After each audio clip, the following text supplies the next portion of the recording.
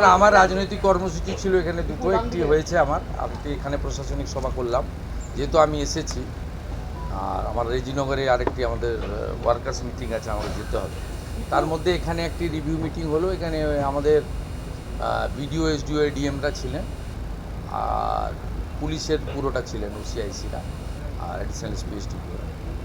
দুটো পুলিশ ডিস্ট্রিক্টের এসপি ছিলেন, এডিজি ছিলেন, আমাদের ডিআইজি ছিলেন, এবং সর্বোপরি ডিস্ট্রিক্ট ম্যাজিস্ট্রেট লিড করেছে।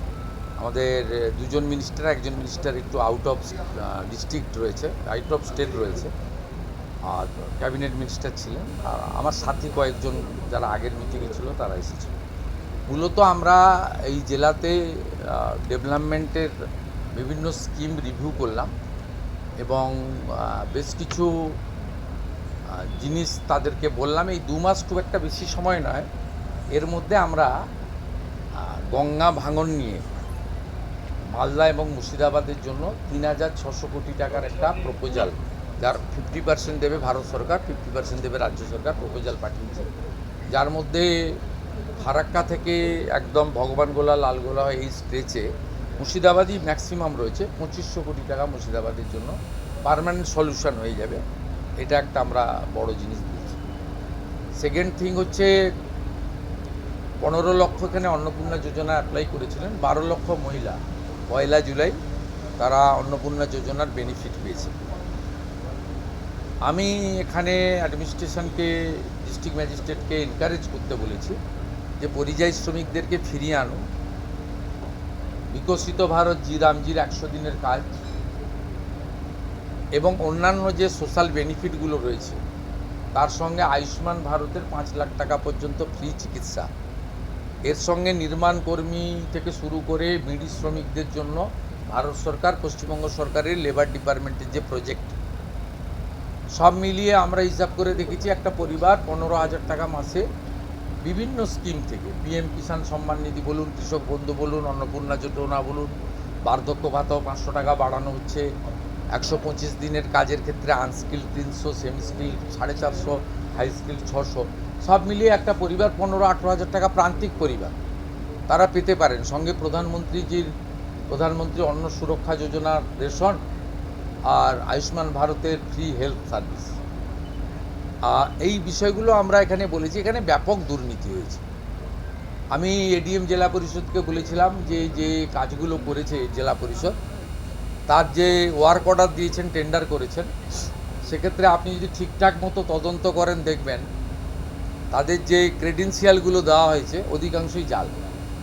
আমি পুলিশের কিছু তদন্ত রিপোর্ট এদের বলেছি, তাতে 600 মতো লক্ষ্মীর ভাণ্ডারের অ্যাকাউন্ট ভুয়া, 3500 মতো মাইনরিটি স্কলারশিপের অ্যাকাউন্ট ভুয়া, সব ক্ষেত্রেই ভুয়া। এসসি নয় এসসি বেনিফিট নিচ্ছে, এসটি নয় এসটি বেনিফিট নিচ্ছে, ফিজিক্যালি চ্যালেঞ্জ অরিজিনাল নয় ফিজিক্যালি দিব্যাঙ্গ ভাতা নিচ্ছে। আপনার নানা স্কিমেই এখানে এত ভুয়া বেনিফিশিয়ারি হয়েছে। এর জন্য আগের সিস্টেম দায়ী। দেখুন ওরা কী করতো আগের সরকার, আপনি অ্যাকাউন্ট নম্বর দিতেন, আপনার অ্যাকাউন্টে টাকা দিয়ে দিত, কিন্তু আমরা এবারে ভেরিফিকেশান করছি ওই অ্যাকাউন্টটা যে ওর কেওআইসি ঠিক আছে কিনা, আধারের সঙ্গে অ্যাকাউন্টের লিঙ্ক আছে কিনা, এটা করতে গিয়েই এই জেলাতে হাজার হাজার ভুয়া বেনিফিশিয়ারি ধরা পড়ছে। সেই জন্য আমি জেলার মানুষকে বলবো যে 2 মাস আমাদের সময় দিন। বিডিওরা কথা দিয়েছেন, তারা সমস্ত সোশ্যাল ওয়েলফেয়ার যে স্কিম রয়েছে ভেরিফিকেশনের কাজ কমপ্লিট করবে, এবং যারা ফলসলি ঢুকেছে তাদের বিরুদ্ধে আইনানুগ ব্যবস্থা গ্রহণ করা হবে। এগুলো আমরা এখানে বলেছি। আজকে মুর্শিদাবাদ মেডিকেল কলেজে জেলা প্রশাসন আমাকে বললো রেফার কম হয়, কিন্তু আমি ওদের বলেছি রেফার কম হয় ইন জেনারেল ঠিক আছে, কিন্তু কিছু বিষয়ে আপনাদের এখানে সব রুগী রেফার হচ্ছে, যেমন নিউরোলজিস্ট, নিউরো, কার্ডিয়াক, নেফ্রো, সব রুগী প্রায় রেফার হচ্ছে। আমরা আজকে এখানে 5জন সিনিয়র ডক্টর দিয়ে গেলাম, অধ্যাপক, অ্যাসিস্ট্যান্ট প্রফেসর লেভেলের, এবং 20টা করে বেড, 4টে স্পেশালিস্ট, নিউরোলজিস্টের ক্ষেত্রে, নিউরোলজির ক্ষেত্রে, কার্ডিয়াকের ক্ষেত্রে, এগুলো করলাম।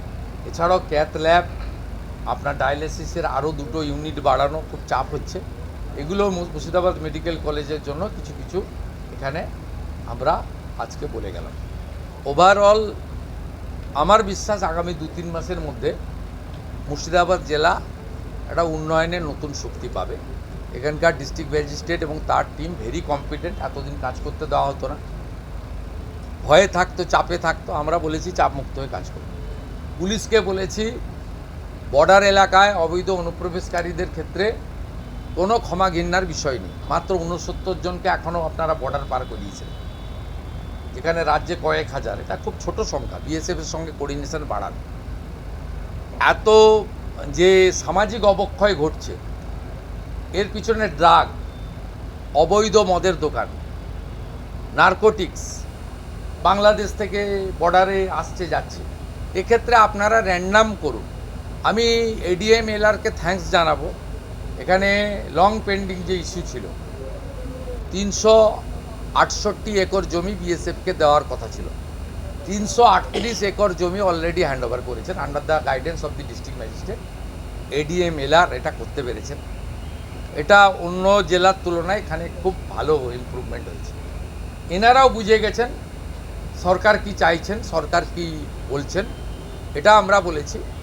আর পুলিশকে খুব ক্লিয়ার ইনস্ট্রাকশন দেওয়া হয়েছে, ধুলিয়ান, শামসেরগঞ্জ, বেলডাঙ্গা, রেজিনগর, শক্তিপুরের মতো ঘটনা ঘটলে কাউকে ফোন করার দরকার নেই। আপনার ভারতীয় ন্যায় সংহিতাতে যা বলা আছে, আপনার অশোক স্তম্ভ, আপনি যে ট্রেনিং নিয়ে এসছেন, আপনি যে শৃঙ্খলিত বাহিনীর ট্রেনিং নিয়ে এসছেন, সেই অনুযায়ী ডু ইট নাও। পরিষ্কার খোলা ছুট দেওয়া হয়েছে। আর যে হিন্দু শরণার্থীরা জেলের ভিতরে আছে, ডিএম সাহেবকে বলেছি পিপির সঙ্গে কথা বলে এদের জেল থেকে মুক্ত করতে হবে।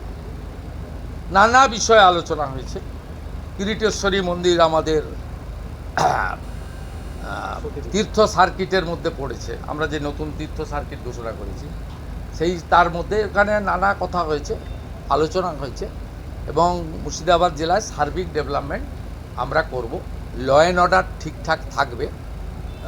রেল লাইন ভাঙা, রেল জ্বালানো, বাস পোড়ানো, থানা পোড়ানো, বিডিও অফিস জ্বালানো, পুলিশকে মারা, পুলিশকে শাটারের ভিতরে ঢুকতে হওয়া, এইসব অতীত।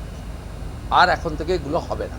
আর নারী সুরক্ষার ক্ষেত্রে, কন্যা সুরক্ষার ক্ষেত্রে, বর্ডার এলাকায় নারী পাচারের ক্ষেত্রে আমরা বলেছি পুলিশকে কঠিন এবং কঠোর ব্যবস্থা নিতে। এবং এই সংক্রান্ত যত কনভিকশান হয়ে গেছে লোয়ার কোর্টে, আপার কোর্টে গিয়ে আটকেছে, ডিস্ট্রিক্ট ম্যাজিস্ট্রেটকে বলেছি আপনি স্পেশাল পিপিদের সঙ্গে কথা বলে, কলকাতায় এজি, ডবল এজির সঙ্গে কথা বলে এগুলো ত্বরান্বিত করুন, যাতে তারা প্রকৃত কনভিকশান দ্রুত পায় বিচার ব্যবস্থার মধ্যে থেকে। পারসুয়েশন করার জন্য বলেছি।